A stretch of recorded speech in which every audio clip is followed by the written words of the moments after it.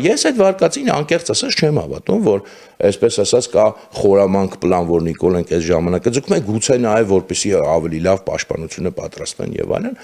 Չեմ հավատում, բայց չենք կարող ստուգել։ Ի վերջո, ասենք ոչ ոք չի կարող գնալ, ես գոնե այդ հնարավորությունը չունեմ։ Նիկոլ Փաշինյանի ուղեղում կատարվողը գիտի միայն Նիկոլ Փաշինյանը։ Այստեղ խնդիրը հետևելն է, շատ լավ հարց եք տալու։ Իսկ ինչ պետք է անել։ Այս ինչ պետք է անելուց կարելի է զգալ, որքանով իրենք իրականում